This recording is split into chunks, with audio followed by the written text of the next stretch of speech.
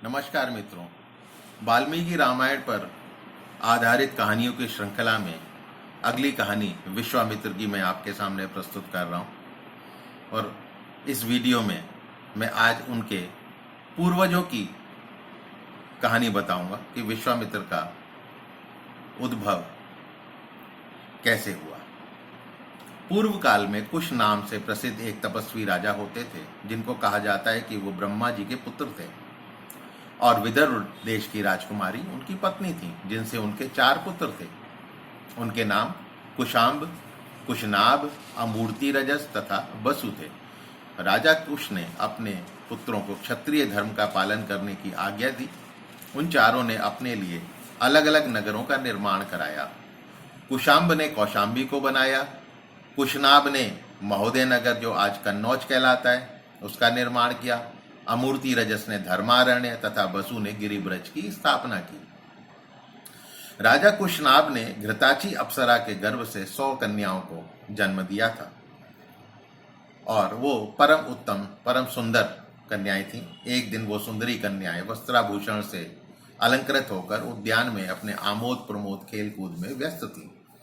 तभी पवन देव ने उनको देखा और उनकी सुंदरता से प्रभावित होकर उनसे प्रणय निवेदन किया और अपनी भार्याएं बनने के लिए आग्रह किया। उन सब बहनों ने पवन देव का आग्रह अस्वीकार कर दिया और कहा कि हमारे मन में आपके प्रति कोई अनुराग नहीं है। ऐसी दशा में ये अनुचित प्रस्ताव रखकर आप हमारा अपमान क्यों कर रहे हैं? हम लोग राजर्षि कुशनाभ की कन्याएं हैं और देवता होने पर भी हम आपको श्राप देकर देवत्व से भ्रष्ट कर सकती हैं, लेकिन हम अपने तप को सुरक्षित रखते हुए ऐसा करना नहीं चाहते। हमारे पिताजी हमें जिसके हाथ में दे देंगे वही हमारा पति होगा। उनकी ये बात सुनकर वायुदेव कुपित हो गए और उन्होंने उनके शरीर में प्रविष्ट कर लिया। उसकी वजह से उनके अंग टेढ़े मेढ़े हो गए। वो लज्जित तथा उद्विग्न होकर आंसू बहाती हुई अपने पिता के पास पहुंची और सारा वृत्तांत कह सुनाया। राजा कुशनाभ ने कहा, पुत्रियों, तुम्हारे द्वारा एक महान कार्य संपन्न हुआ है। तुमने काम भाव को अपने मन में स्थान ना देकर मेरे कुल की मर्यादा की रक्षा की है।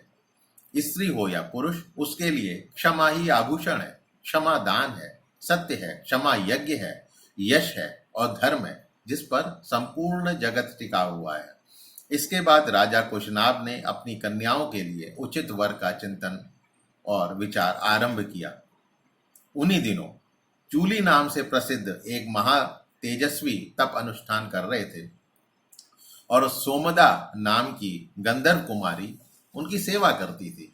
उसकी सेवा से प्रसन्न होकर चूली ने उस गंधर्व कन्या से कुछ मांगने को कहा तो मधुर वाणी में उसने कहा कि मैं ना तो आपकी पत्नी हुई हूं, ना किसी की पत्नी बनूंगी।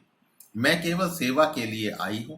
अतः आप अपने ब्रह्मत्व से, ब्रह्म बल से मुझे पुत्र प्रदान करें। उनके मानसिक बल से सोमदा के गर्भ से उत्पन्न पुत्र ब्रह्मदत्त नाम से प्रसिद्ध हुए। राजा कुशनाभ ने उन्हीं ब्रह्मदत्त को बुलाकर अपनी 100 कन्याएं सौंप दी तथा पाणी ग्रहण संस्कार किया। ब्रह्मदत्त के हाथों का स्पर्श होते ही सभी कन्याएं कुब्ज दोष रहित हो गईं और पहले की तरह सुंदर हो गईं। वायुदेव ने उन कन्याओं को छोड़ दिया। बाद में पुत्रहीन कुशनाभ ने पुत्र प्राप्ति के लिए पुत्रेष्टि यज्ञ का अनुष्ठान किया। इस यज्ञ के होते ही ब्रह्म कुमार ने कुश से महाराज भूपाल कुशनाभ से कहा कि तुम्हें अपने ही समान धर्मात्मा पुत्र प्राप्त होगा, जो गाधी के नाम से प्रसिद्ध होगा। उसके बाद कुश ब्रह्मलोक चले गए। विश्वामित्र उन्हीं धर्मात्मा गाधी के पुत्र थे। कुश कुल में जन्म लेने के कारण वो कौशिक भी कहलाते हैं। तो ये कहानी थी विश्वामित्र के उत्पन्न की, उनके पूर्वजों की। अगले वीडियो में विश्वामित्र की श्रृंखला में एक दूसरी कहानी। नमस्कार। यदि पसंद आए तो मेरे चैनल को सब्सक्राइब कीजिए और इस कहानी को दूसरे लोगों को सुनाइए और अगली श्रृंखला की कहानियों को जरूर सुनिएगा। तभी आप विश्वामित्र से संबंधित पूरी कथा जान पाएंगे। नमस्कार।